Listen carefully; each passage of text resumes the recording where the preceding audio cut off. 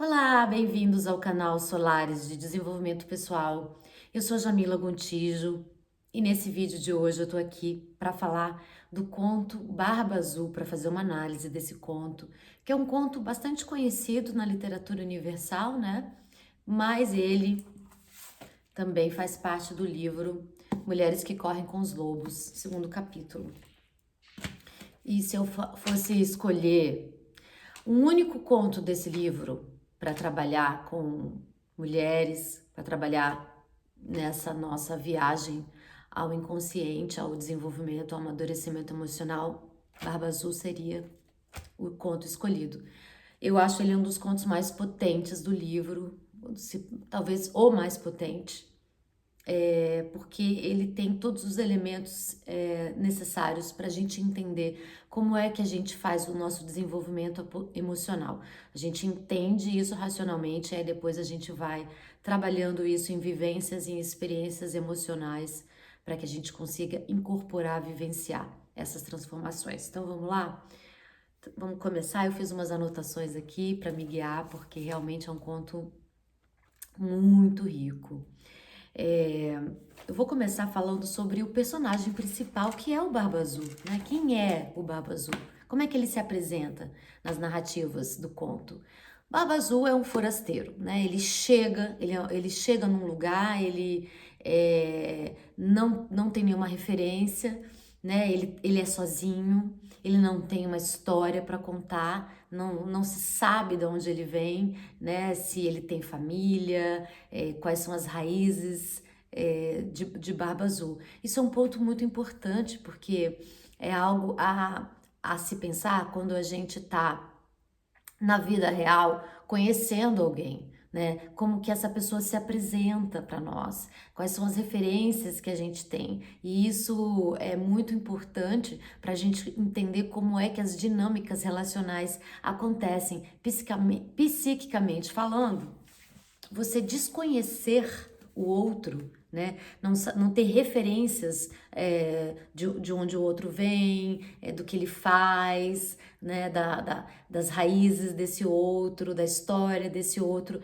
É um alerta, é um alerta. Esse desconhecimento do outro é um alerta que a gente devia levar em conta e muitas vezes não leva nas nossas dinâmicas sociais. E por que que isso acontece, né? Por que que uma mulher ela se deixa levar por esse outro desconhecido? É a ingenuidade e a imaturidade que a personagem do conto tem, que representa, que é a jovem esposa do Barba Azul, né? Primeiro a jovem, a mais nova entre as três filhas, as três irmãs, né? Que são cortejadas pelo Barba Azul, e a mais jovem, exatamente por essa ingenuidade, ela se deixa levar pela camada superficial do Barba Azul, porque o Barba Azul, ele é um forasteiro, né? Ele chega e no conto aqui da Clarissa, ela fala que o Barba Azul, ela associa ele com um mágico fracassado, né? Ela diz que ele é um mágico fracassado, porque a versão que ela conta é essa. E o que que representa esse mágico fracassado, né? De uma certa forma, ela tá falando, esse conto tá falando do arquétipo do trickster, do enganador, né? Se o mágico é fracassado, ele falhou em executar a arte da mágica como profissão. Então ele é um engodo, né? Ele é um farsante. Então ele traz a negatividade dessa figura do trickster, do enganador, né? Daquele usurpador, daquele que vem para roubar a nossa riqueza psíquica, para nos aprisionar, para nos enganar. Mais um ponto também, né? Uma bandeira muito forte de alerta sobre esse personagem do Barba Azul. Então, é um personagem sem referencial, sem raízes, sem família, sem passado e que se apresenta com um único referencial de passado como um mágico falido. Né? Apesar disso, ele é um homem de muitas posses, né? E ele gosta de ostentar isso. Desde o início, ele faz isso quando ele começa a cortejar as três irmãs. Veja só outro ponto também de alerta, né? ele vem com viés não romântico, ele vem cortejando logo as três irmãs da mesma família, né? Então ele não tem muito essa distinção entre conhecer alguém a fundo e se interessar por uma pessoa ou simplesmente ir cortejando as mulheres que aparecem no caminho. Esse é um outro ponto. E o Barba Azul, ele, no decorrer da história, ele vai intensificando essas bandeiras vermelhas que a nossa personagem que acaba se casando com ele não consegue ler ou ignora, né? Ou faz vista grossa. Né? Então vamos falar um pouco dessa menina, dessa jovem que acaba se casando com Barba Azul. Porque que ela representa? Ela representa a imaturidade psíquica e emocional das mulheres. E ela se deixa levar pelo lado superficial, né, da aparência do Barba Azul, não no sentido da aparência dele, mas o que ele apresenta superficialmente, que é um homem que gosta de ostentar, é um homem que faz o cortejo através de coisas materiais, então ele leva as irmãs para um piquenique e aí esbanja bastante, ele chega com cavalos de porte, né? Cavalos que certamente custam muito dinheiro, cavalos todos enfeitados, e dá presentes para a mãe, enfim, tem todo um ganho secundário, material, que essa menina acaba se deixando seduzir, né? Por quê? Porque ela não teve uma iniciação. Ela não teve uma iniciação, ela não foi apresentada, ela não foi conduzida pela psique ancestral feminina ou pela mãe, né, para saber se posicionar no mundo. E o pai dessa moça, dessas três filhas, também ele nem existe, ele nem é mencionado no conto. Então ela não foi conduzida nem pela mãe, nem pelo pai para a vida adulta. Então significa o quê? Que ela chegou na vida adulta sem essa iniciação, sem essa condução tão necessária para para jovem psíquica, né? Não tem a ver com a idade, tá, gente? A gente pode ser uma mulher de 40 anos, de 50 anos e ainda tá nessa condição de jovem ingênua que não foi iniciada nas relações do mundo. E isso é um perigo, porque te deixa vulnerável aos predadores, né? Aos tricksters, aos enganadores, né? Aqueles que vão chegar sem raízes, sem um passado, sem referências para te dar, mas vão te oferecer muito materialmente na superficialidade. E isso é o ponto fraco dessa jovem com imaturidade psíquica. Ela é levada pelos prazeres, né? Os prazeres imediatos, pelos ganhos imediatos que esse contato com esse homem misterioso e enganador oferece. Um ponto importante também.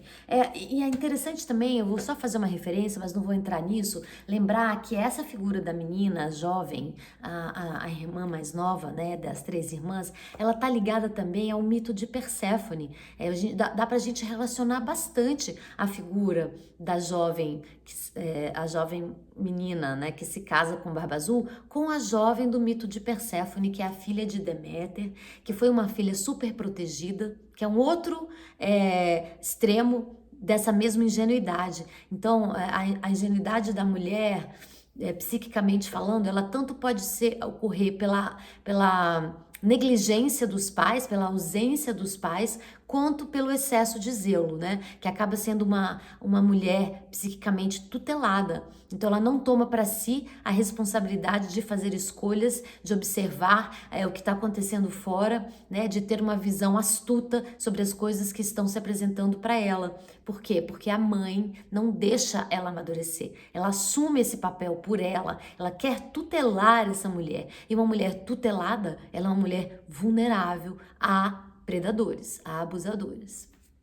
Um outro ponto muito importante é falar sobre o ganho secundário que existe nessa tutela da mulher ingênua. A mulher ingênua, ela permanece nesse lugar porque ela tem um ganho. Ela tem um ganho de não assumir responsabilidades, de não ter que ir a fundo nas coisas, de entender o que está por trás das aparências. Ela quer ficar ali só na superficialidade, nos ganhos primários que essas figuras sedutoras apresentam, né? Elas são sedutoras exatamente por essa possibilidade de ganho rápido, que é algo ilusório que uma mente feminina psíquica ou uma mente emocionalmente imatura não consegue perceber.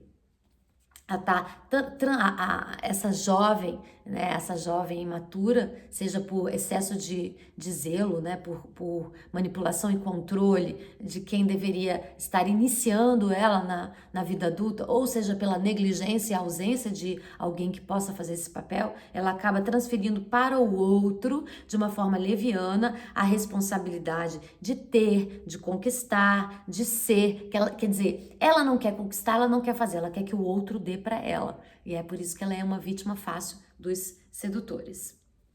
Né?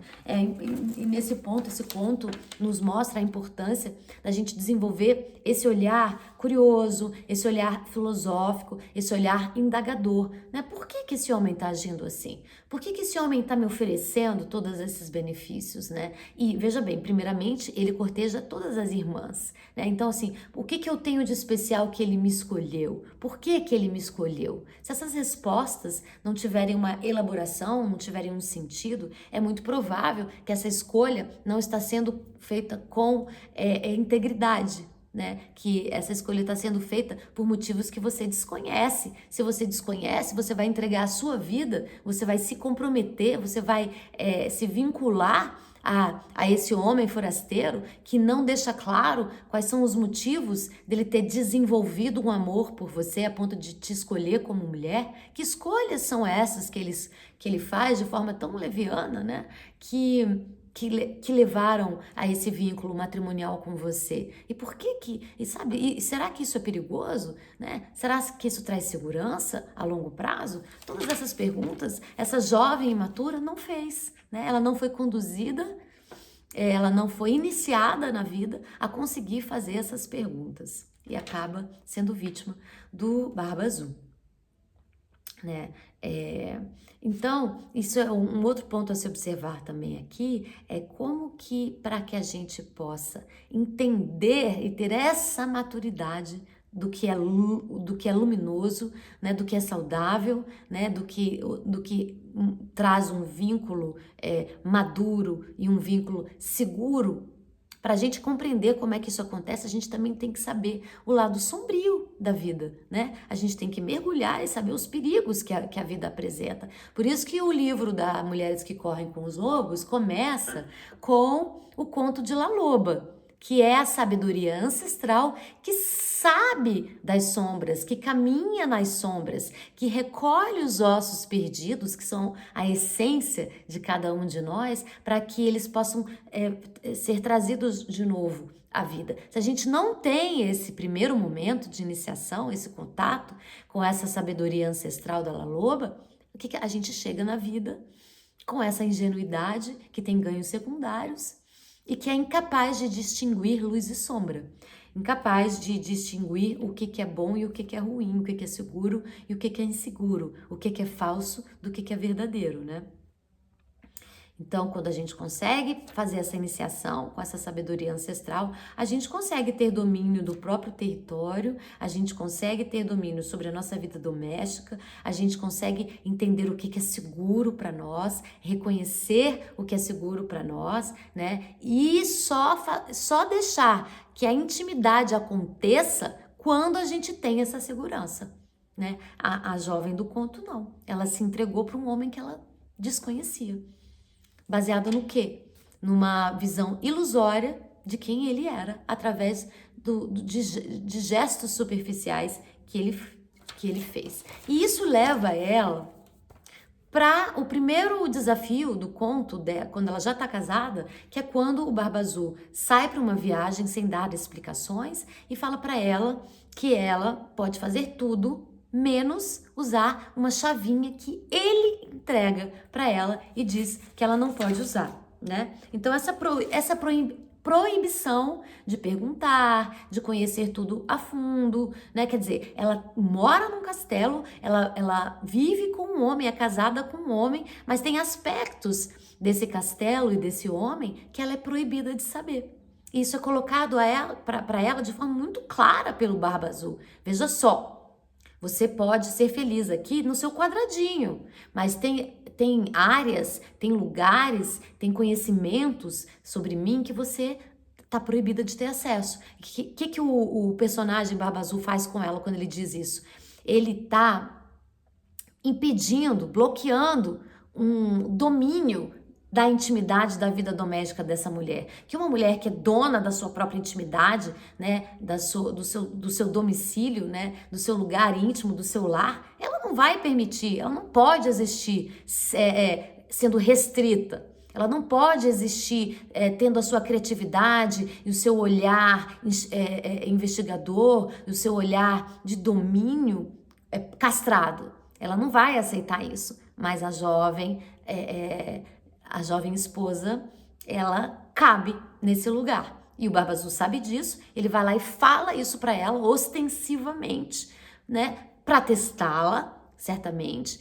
E aí também tem um outro aspecto do Barba Azul que faz isso que é bom a gente discutir antes de avançar, que é o seguinte: de uma certa forma, o Barba Azul, que ele também é preso nesse lugar da não integridade, né? Ele não é verdadeiro, ele não é ele, né? Ele é muito sombrio, ele tá preso nesse lugar. De uma certa forma, ele quer ser liberto disso. E é por isso que ele vai lá e entrega para essa jovem imatura psiquicamente, essa chavinha, porque, veja bem, para que ele faria isso? Né? Não seria melhor ele simplesmente entregar o muro de chave sem essa chave? Né? Ela nunca nem ia imaginar, porque é uma jovem imatura, ela não ia ficar, num primeiro momento, né?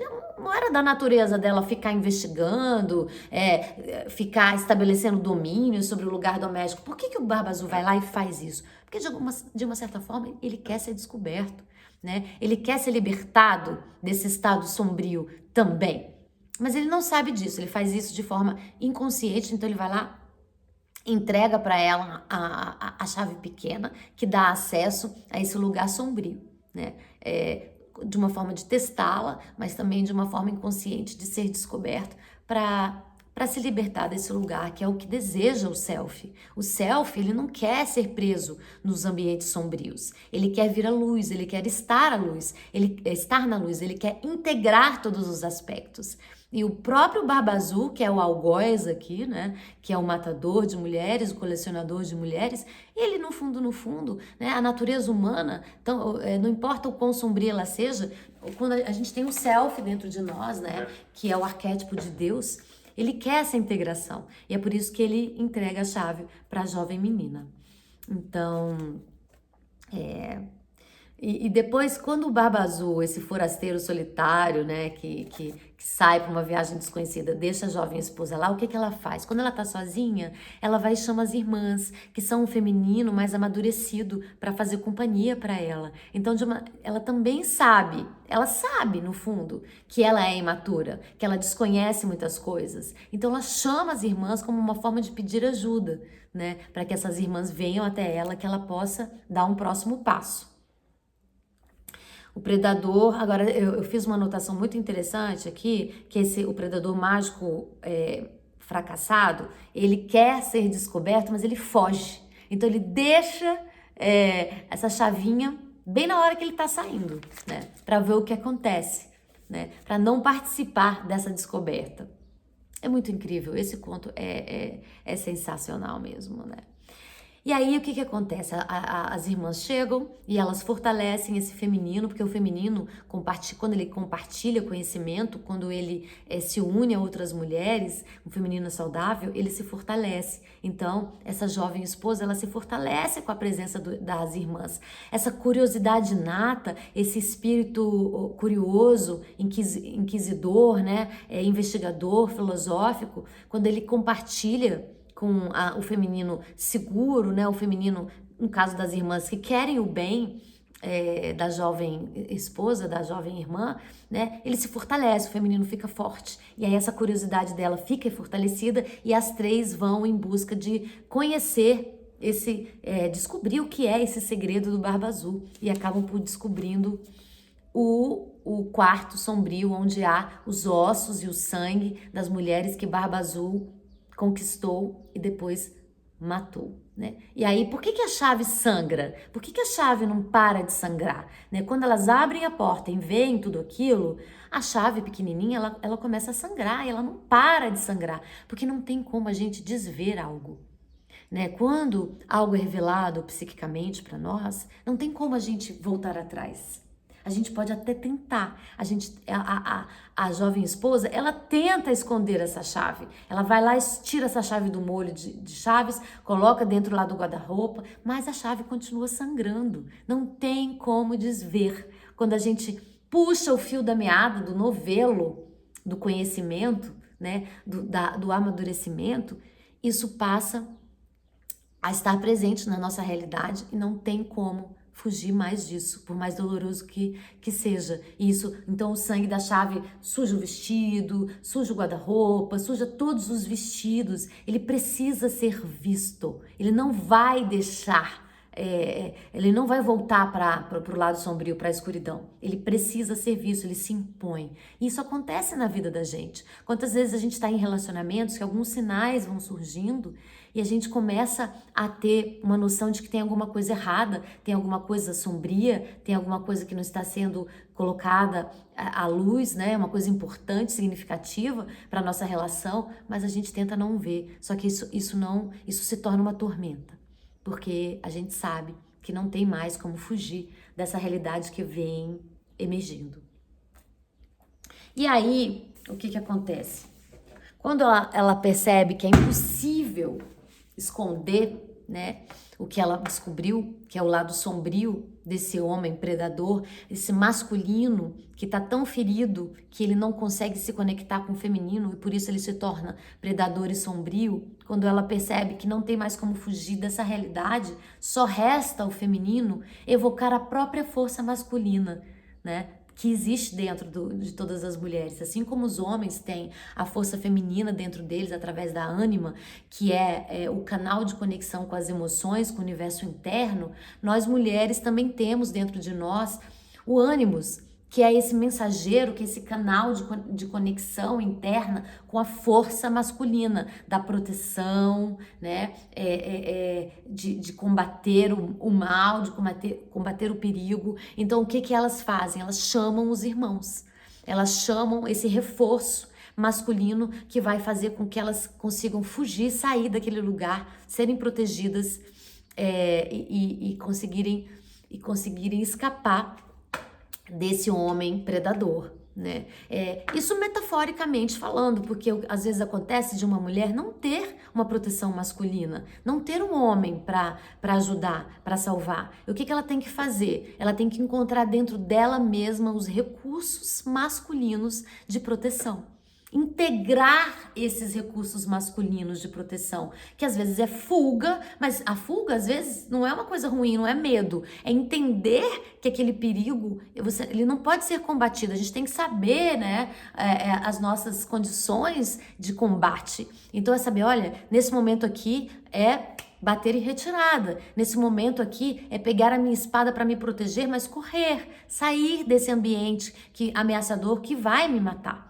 Então, elas evocam a presença desses irmãos e é bem na hora que o Barba Azul chega, né? E agora a jovem esposa, ela já não é mais ingênua completamente, né? Ela já despertou, ela já integrou o lado sombrio do masculino com que ela se aliou e agora ela consegue ser astuta para pedir que o Barba Azul não a mate imediatamente, mas sim que ele dê um tempo para ela se preparar para uma morte digna e é só o tempo que ela precisa para que os irmãos se aproximem, né? Para se aproximar desse masculino, para conseguir se proteger do masculino predador que é personificado na figura do Barba Azul. E ela consegue fazer isso, e aí é o tempo dos irmãos chegarem e de matarem o Barba Azul e salvar a irmã do mesmo destino que várias mulheres tiveram antes dela, que é o da morte, né?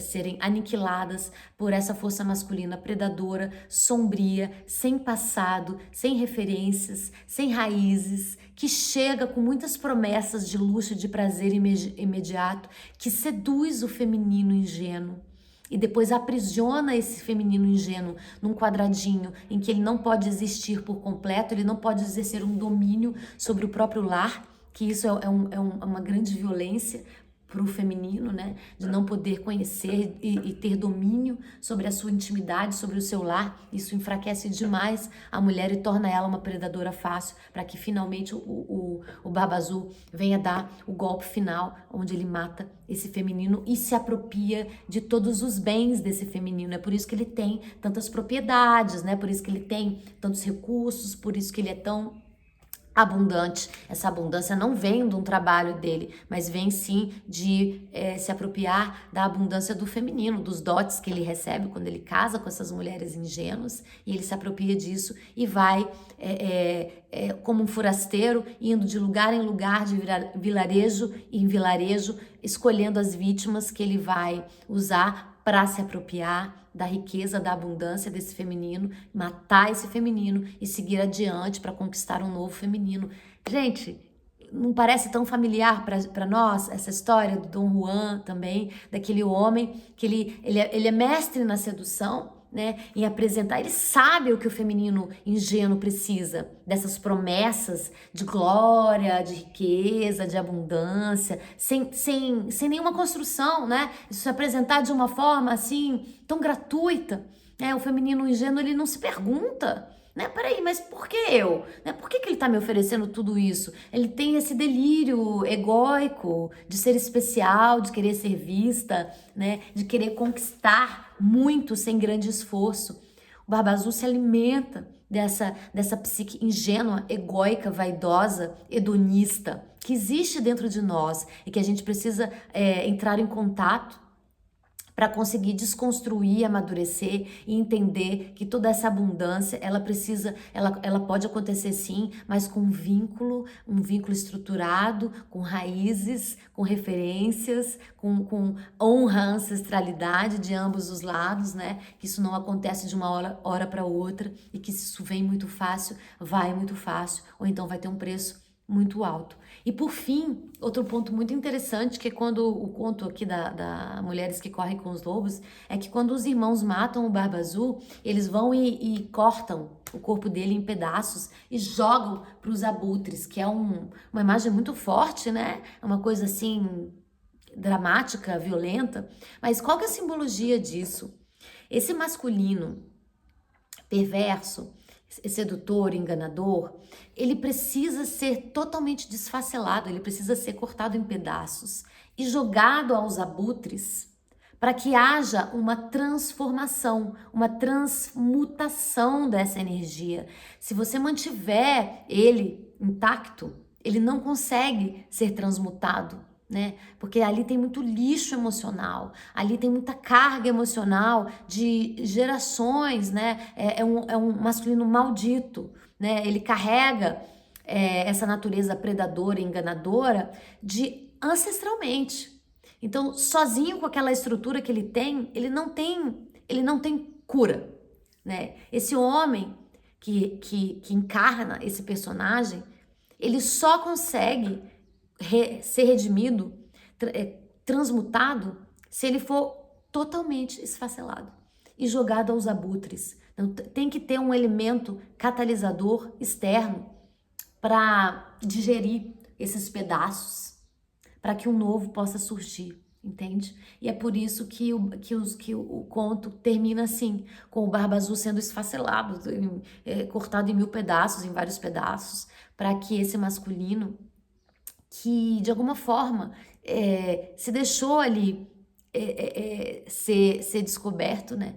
Ele de alguma forma queria essa desintegração para que ele pudesse nascer, ser transmutado e nascer como um masculino integrado do feminino com o masculino, né? Com essa integração dos opostos, que é a verdadeira iluminação. É por isso que os relacionamentos, eles são um canal potente, um mais potente canal de desenvolvimento, de maturidade emocional, espiritual e material. Quando a gente consegue integrar masculino e feminino Jung, né, Carl Gustav Jung, que da psicologia analítica, que é a base de todas as análises feitas no livro Mulheres que Correm com os Lobos, eles falam exaustivamente sobre isso nas obras dele, que essa integração do masculino e feminino, ela desperta a iluminação, ela faz com que o ser humano se torne divino, quando ele consegue integrar esses opostos complementares, né? E é isso que o conto do Barba Azul termina dizendo,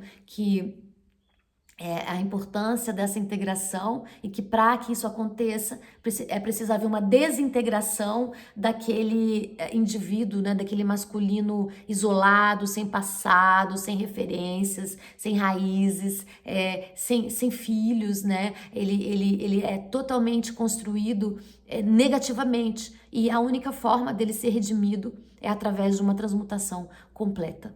E assim esse conto termina.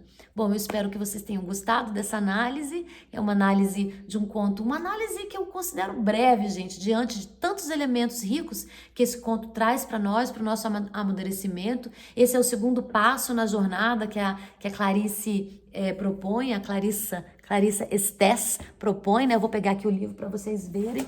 Eu sei que vocês conhecem, mas está aqui.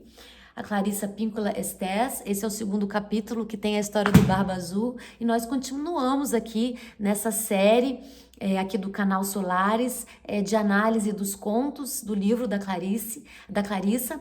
Esse é o segundo capítulo, tá aqui no nosso canal, no Contos e Mitos, na série Contos e Mitos. A gente tem um círculo de leitura, né, um clube do livro, em que a gente faz análises online, a gente faz encontros online para a gente discutir, trocar ideia, trocar vivência e fazer um paralelo com a nossa vida real sobre todos esses ensinamentos que essas narrativas fantásticas conseguem trazer para nossa vida. E o mais importante não é o entendimento intelectual de tudo isso, tá? É o entendimento emocional. Por isso que é tão importante essa conversa que a gente faz no nosso clube do livro, porque a gente troca impressões, informações, experiências, para a gente ter uma vivência sobre esses conhecimentos, para que a gente internalize e incorpore esses conhecimentos, para que a gente consiga fazer o nosso amadurecimento psíquico. Então eu fico por aqui. Se você gostou desse vídeo, dessa análise, por favor,